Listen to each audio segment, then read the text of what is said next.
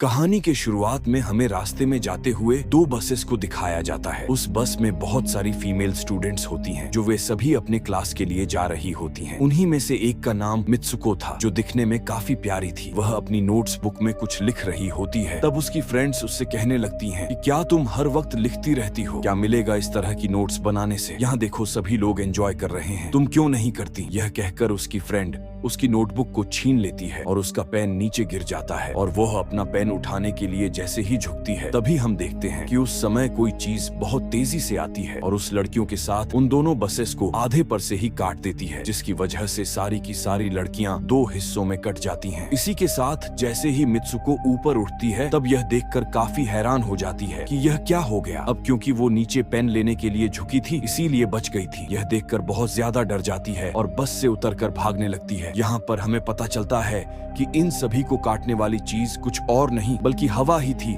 जो सभी को काट रही थी। यह हवा अब मित्सुको के पीछे भी पड़ जाती है। यह देखते हुए मित्सुको चिल्लाते हुए काफी तेजी से भागने लगती है। भागते समय उसे आगे चार लड़कियां और भी दिखाई देती हैं और वो उन्हें झुकने के लिए कहती हैं, लेकिन काफी देर हो चुकी थी। वो हवा उन्हें भी आधे पर से काट कर चली जाती है, लेकिन उनमें से मित्सुको एक लड़की को बचा लिया था। तभी इन्हें कुछ साइकिलिंग करते हुए लड़कियां नजर आती हैं, जो कहीं पर जा रही थी। उन्हें भी यह बचाने की कोशिश करती है, लेकिन वो हवा उनके साथ भी वही करता है जो अभी इनके दोस्तों के साथ हुआ। और इसी दौरान वो लड़की भी मारी जाती है, जिसे अभी उस अदृश्य चीज से बचाया था। अब वो यह देखकर काफी डर जाती है और वो इधर उधर भागने लगती है। आगे हम देखते हैं कि मित्सुको जब एक नदी के पास जाती है, तो वो यह देखकर हैरान हो जाती है कि उस नदी में भी पहले से बहुत सारी डेड बॉडीज पड़े हुए थे, जिसने हवा ने यानी उस अदृश्य चीज ने काट दिया था। वहां से वो एक डेड बॉडी के कपड़े लेकर चेंज कर लेती है। अगले सीन में हम देखते हैं कि मित्सुको चलते चलते एक स्कूल में पहुंच चुकी है, जहां पर और भी बहुत सारी फीमेल स्टूडेंट्स थी। उनका यूनिफॉर्म मित्सुको के यूनिफॉर्म से काफी डिफरेंट था, यानी यह भी था कि वो तो उनके स्कूल के स्टूडेंट तो नहीं थी। कि तभी एक लड़की मित्सुको के पास आती है और उससे कहने लगती है कि तुम कैसी हो। दरअसल देखा जाए तो वो लड़की उसकी बेस्ट फ्रेंड थी, लेकिन मित्सुको उससे पूछती है कि क्या तुम सच में मेरी बेस्ट फ्रेंड हो, क्योंकि उसे कुछ भी समझ में नहीं आ रहा था कि उसके साथ हो क्या रहा है। वो काफी सदमे में थी। यहाँ पर हम यह भी जान पाते हैं कि मित्सुको और उसकी बेस्ट फ्रेंड